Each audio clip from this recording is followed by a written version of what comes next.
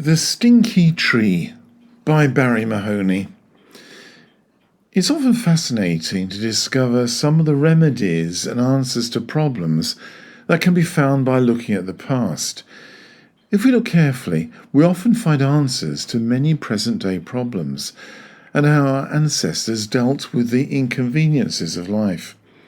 I discovered this recently when looking at a tree on the small island of Hierro.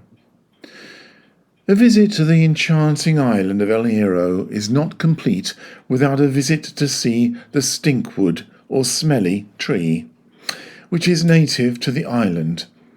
The tree is evergreen, a member of the laurel family, and is threatened due to the loss of habitat in the area where it thrives, and I suspect its pungent aroma. Yes, it can be smelly, hence the name, because the tree is rich in essential oils. These oils give off an unpleasant odour to the wood when cut, but don't let this put you off this part of the story. After all, stinky or not, this tree does have an interesting story to tell. The stinkwood tree was sacred to the ancient inhabitants of the small Canary island of Hierro, the Bimbanches, who called it the Hierro. Legend states that the Hierro assured the life of the Bimbanches because it provided them with sufficient water to ensure their survival. Now remember, this was not a time when the locals could pop into the local shop and buy a large bottle of water. The Canary Islands are visited by the trade winds, and since water was so scarce, the little water that was available to these ancient islanders were from the clouds that condensed on the branches of the tree.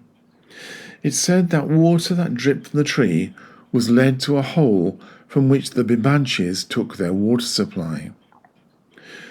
The original Hierro tree was destroyed by a storm on the island, but in 1957 a replacement tree was planted in the same location as the original tree.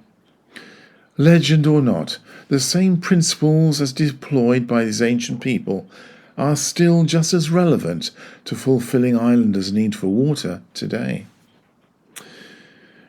Let's move to another Canary island, Fuerteventura, where similar principles for catching water are still used.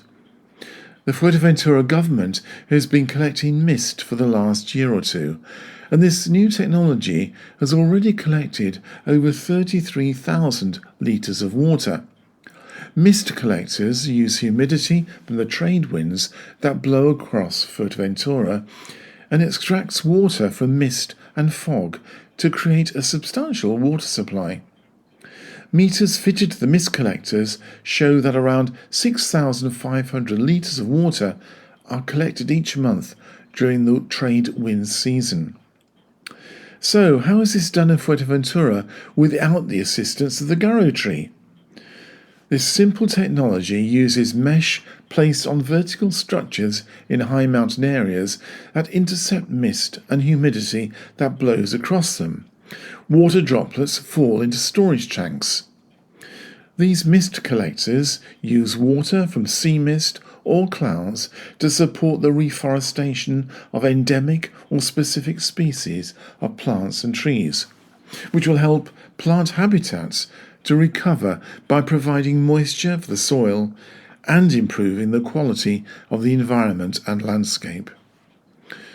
It's both humbling and fascinating that technology and processes used by the ancient people in the Canary Islands are being brought back into use today in an attempt to rectify damage caused to the environment over many centuries.